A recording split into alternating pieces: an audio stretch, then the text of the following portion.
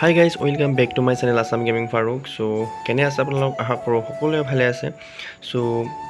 কেইদিনমান হৈ গ'ল ভিডিঅ' দিয়া নাই আজি ভাবিলোঁ আপোনালোকক নন্দৰেকা মহটো মানে ৰহম চাখৰা মহটো মানে এটা নতুনকৈ ভিডিঅ' দিওঁ যিটো নেকি আগতে কেনেকুৱা আছিলে আৰু 2025 বৰ্ষত কেনেকুৱা আছিলে ৰহম চাখৰাই কিনি অনাৰ পিছত কেনেকুৱা আছিলে আৰু এতিয়া বৰ্তমান কেনেকুৱা হৈ আছে তাৰ ৰিলেট কৰি পেলাই এটা যাতে কম্বাইন ভিডিঅ' এটা লৈ আনিছোঁ আপোনালোকে সকলোৱে চাব বুলি আশা কৰিছোঁ স্কিপ নকৰি পেলাই সম্পূৰ্ণ ভিডিঅ'টো সকলোৱে চাব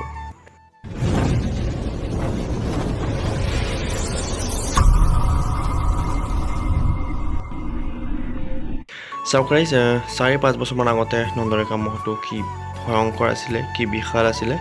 স্বাস্থ্য পাতিৰ ফালৰ পৰা একদম বহুত সুন্দৰ আছিলে আৰু ই শিংযোৰৰ কাৰণে বহুত বিখ্যাত এটা মহ আছিলে সকলোৱে গম পায় বহুত সুন্দৰ এটা মহ একদম ভয়ংকৰ শিঙাবান তেনেকুৱা এটা মহ আছিলে বহুত ভাল যুদ্ধ দিছিলে আমি জানো নতালীৰ বুঢ়া মহটো চেম্পিয়ন আছিলে তাক হৰুৱাই পেলাই সি চেম্পিয়ন হৈছিলে তাৰপিছত সি আছাম চেম্পিয়নৰ লগত হাৰিছিলে আৰু চাওক ইয়াত জালুগুটি মহযুঁজৰ দৃশ্য 2025 বৰ্ষৰ জালুগুটি মহযুঁজৰ দৃশ্য চাওক শিনাই কিমান কি অৱস্থা হৈছে একদম মহটো অৱস্থা বেয়া হৈ গৈছিলে শিনাই পেলাই 2025 বৰ্ষত চাই লওক আৰু সেইটো সময়ত বহুতো হাৰিছিলে সোণাডেকা ৰাজৰ লগতো হাৰিছিলে তাৰপিছত আকৌ জালালুদ্দিন খুলপীয়াৰ যিটো ৰঙা মহ মানে যিটো জাকিৰ হুছেইনে কিনিছিলে পিছত এতিয়াতো বৰ্তমান সেই মহটো আমাৰ মাজত নাই সেই মহটোৰ লগতো হাৰি গৈছিলে এনেকুৱা বহুত মহৰ লগত পিছত মানে হাৰি গৈছিলে মহটো একদম কিনাই অৱস্থা বেয়া হৈ গৈছে এনেকুৱা পৰিস্থিতিত তাৰপিছত আমি সকলোৱে ভাবি আছিলোঁ যে মহটোক যদি কিবা কোনোবা এজন ভাল মহৰ মালিকে পায় তেতিয়াহ'লে আকৌ আগৰ ৰূপত ঘূৰি আহিব আমি সকলোৱে ভালকৈ ইয়াৰ যুঁজ চাবলৈ পাম সেইমতেই কাম হ'ল আমি সকলোৱে জানো পিছত ৰহম চাখৰাই মহটো কিনিলে আৰু চাওক কিনি অনাৰ পিছৰ দৃশ্য ৰহম চাখৰাই নন্দৰেকাৰ পৰা কিনি অনাৰ পিছৰ দৃশ্য মহটো কিনি অনাৰ প্ৰায় 3-4 দিনমান পিছতে আমি গৈছিলোঁ গৈ পেলাই ভিডিঅ' কৰিছিলোঁ কিন্তু তেতিয়া ৰহম চাখৰাই কৈছিলে যে ইয়াৰ ভিডিঅ' ইউটিউবত তেতিয়া দিবলৈ মানা কৰিছিলে কাৰণ যিহেতু শিনাই আছিলে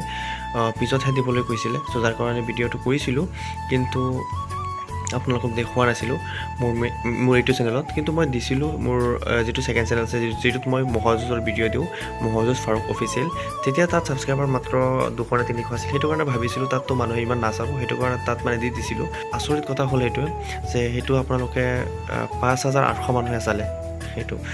তাৰপিছত চাওক মহটো আনিলে পিছত আৰু নেক্সট ইয়াৰ ভিডিঅ' কৰিবলৈ যাবলৈ সময় নাপালোঁ যাৰ কাৰণে আপোনালোকক তেতিয়া নেক্সট টাইম আকৌ মহটো দেখাব পৰা নাছিলোঁ ভালকৈ এনেকৈ শুই আছিলে ইমানখিনিয়ে ভিডিঅ' কৰিছিলোঁ বেলেগ ভিডিঅ' আৰু বেছিকৈ ভিডিঅ' কৰিব পৰা নাছিলোঁ পিছত মানে সৰুটো কৰিছিলোঁ আৰু সৰুটো কৰি পেলাই আপোনালোকক দেখাইছিলোঁ চাওক আমি ভবামতে কাম হৈছিলে ৰহম চাখৰাই মহটো কিনি আনিছিলে তাৰপিছত কি হৈছে এই বছৰ আপোনালোকে গম পায় বহুত বেলেগ যুঁজিছে মহটোৱে সেইখিনি আপোনালোকে গম পায় আৰু চাওক এতিয়া বৰ্তমান ৰিচেণ্টলি কেইদিনমান আগতে গৈ পেলাই ভিডিঅ' কৰিছিলোঁ আপোনালোকক কমপ্লিট ভিডিঅ' দিয়া আছে আপোনালোকে চাইছে বহুতে 2100 মানুহে চালে চাওক এতিয়া স্বাস্থ্য পাতি কেনেকুৱা হৈ আছে চাওক কামবেক হৈ গ'ল মানে যিটো 4-5 বছৰ আগতে যিটো মুড আছিলে সেই মুড ঘূৰি আহিলে চাওক মাজতে অলপ খেলিমেলি হৈছিলে মানে নন্দৰেকাত থাকোঁতে বেয়া হৈ গৈছিলে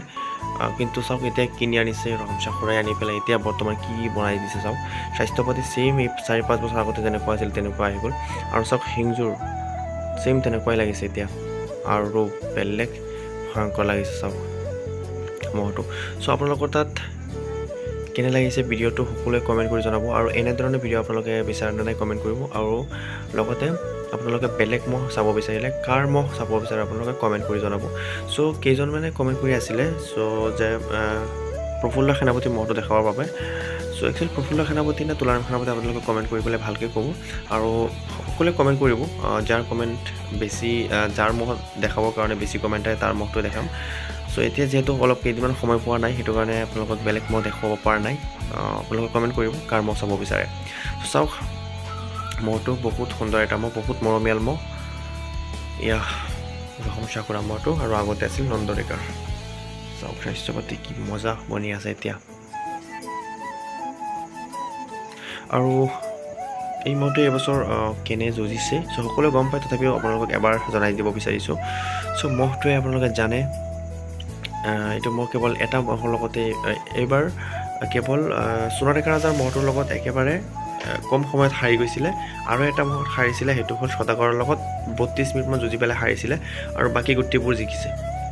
চ' এই বছৰ বহুত ভাল ভাল যুঁজিছে যিটো মহ নেকি 4-5 বছৰ মাথাই পাতা নাছিলে 3-4 বছৰ মাথাই পাতা নাছিলে আৰু সেই মহটোৱে এইবছৰ সদাগৰৰ লগত প্ৰায় 32 মিনিটমান যুঁজিছে হাৰিলেও 32 মিনিটমান যুঁজিছে তাৰ চিন্তা কৰক তাৰপিছত যিটো জালালুদ্দিন খলপীয়া নতুন মহত আছে তাক হৰুৱাইছে চ' তেনেকৈ বহুত যুঁজিছে তৃতীয় হাজৰিকা যিটো মহ আছিলে আগতে নচৰালি তাত বেচিছিলে তাকো হৰুৱাইছে এই মহটোৱে চ'